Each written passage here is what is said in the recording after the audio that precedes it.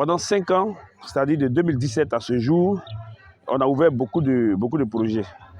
On a ouvert beaucoup de dossiers, beaucoup de projets. Nous avons fait beaucoup d'activités. On a réhabilité l'école à hauteur de 28 millions. Notre école était en déliquescence et l'école était menacée de fermeture. Et nous avons fait la réhabilitation de cette école à hauteur de 28 millions. Guessu a maintenant une école admirable, une école qui ferait pâlir d'envie d'autres villages. On a fait beaucoup d'autres projets. On a commencé à construire le logement de l'infirmier. On a fait beaucoup de dons à l'école, mais aussi à l'infirmerie. On a créé surtout un festival qu'on appelle Agnatita, qui était cette année à sa 5e édition. L'objectif d'Agnatita, c'est de rassembler tous les enfants de Guesio au village à un jour donné, à un jour précis, c'est-à-dire le 2e week-end du mois d'août. Voilà, ce rassemblement, c'était un rassemblement festif, donc ça a un caractère ludique, mais c'est surtout rassembler les Guessiolais pour qu'ensemble, on pense le développement de notre village. Pour parler du développement de Guessio, il faut que d'abord on se rencontre. On se rencontre, on se connaît, on discute, on se fait des propositions pour voir comment développer le village.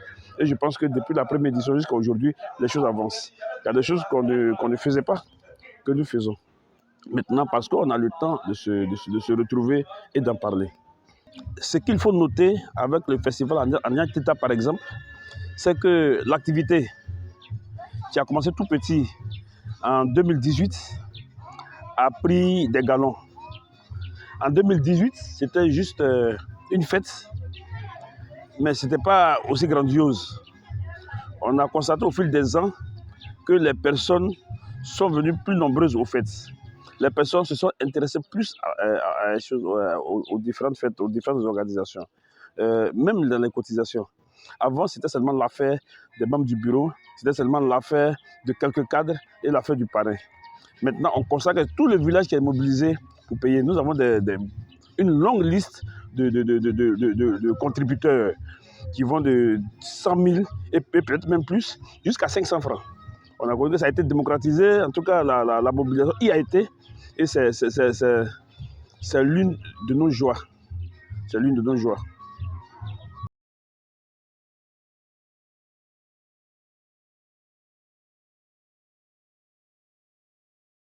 Avant 2017, il n'y avait pas un seul robinet dans le village, à part quelques personnes, quelques cadres évolués qui avaient des châteaux chez eux. Il n'y avait pas d'eau courante. On allait tous se fournir de l'eau dans les puits. Aujourd'hui, ce n'est plus comme ça que ça se passe. On a pris de l'eau dans les puits, on a fait un fourrage. Ça avait déjà des fourrages, je veux dire, qu'on a amélioré. On a fait un château. On a fait un château. Et donc, les habitants de Guessu ont de l'eau dans les robinets. Ce n'est pas dans tous les foyers, mais comme nous sommes dans une situation de solidarité, ceux où il y a des robinets servent aussi ceux où le courant il n'y en a pas. C'est-à-dire, comme tout le monde n'est pas pourvu en robinet, il y a la solidarité agissante qui fait que ceux qui n'en ont pas se font fournir de l'eau chez ceux qui en ont. Ce qui fait qu'on peut dire que l'adduction d'eau est une réalité à Guessu. Quoique, on peut toujours l'améliorer.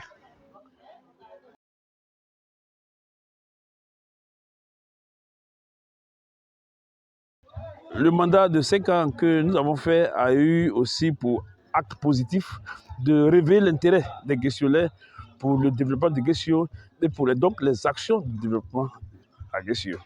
Voilà, ça a révélé l'intérêt des gens. Avant, comme la mutuelle était carrément en berne, les activités de la mutuelle étaient en berne, les activités de la mutuelle ne se faisaient plus, on ne parlait plus du développement.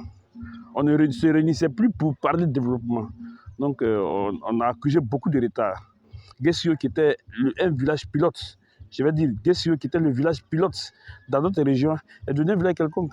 Et les autres villages avaient eu un ascendant sur Guessio. Il y a des choses qu'on avait ailleurs, comme l'adduction d'eau, qu'on n'avait pas à Guessio. Avant, ce n'était pas comme ça. Avant, on parlait de Guessio d'abord dans la région et on parlait des autres villages après. Mais maintenant, les choses se sont inversées parce que le débat sur le développement de Guessio s'est arrêté. Voilà. Donc, notre mandat a eu pour effet de réveiller la conscience afin que tous, on parle de développement. Voilà.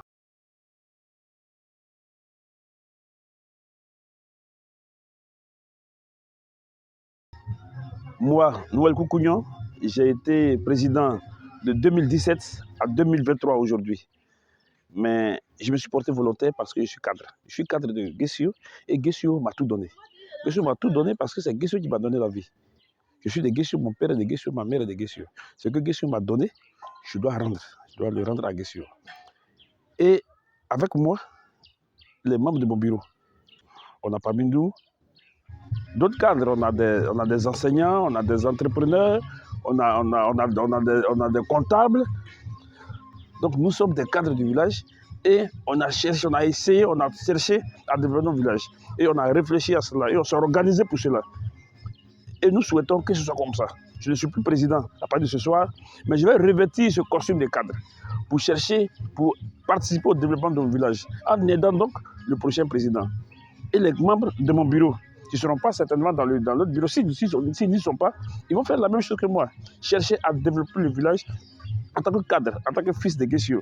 Et j'espère que beaucoup d'autres personnes vont nous emboîter les pas pour chercher à développer le village, pour que notre village soit un village vraiment admirable et enviable, pour que les enfants de notre village soient des enfants à qui on ouvre des portes, des enfants qu'on forme et à qui on ouvre des portes, que les femmes de ce village soient aidées, que les jeunes de ce village soient aidés et que le bien-être soit accessible à tous dans ce village.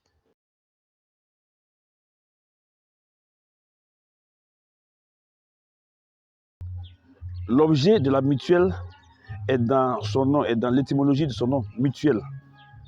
On doit tout mutualiser. On doit mutualiser les efforts. On doit mutualiser les sacrifices. On doit mutualiser les actions. On doit tout faire pour qu'ensemble, on fasse le travail. La mutuelle ne doit donc pas être une affaire d'un groupe. La mutuelle ne doit pas être une affaire de quelques personnes. La mutuelle doit être une affaire de tout le village, de tous les cadres du village, de tous les enfants du village, même s'ils ne sont pas cadres, de tous ceux qui peuvent apporter quelque chose. Voilà, parce que ça ne doit pas être l'affaire d'un certain type de personnes, d'un groupe.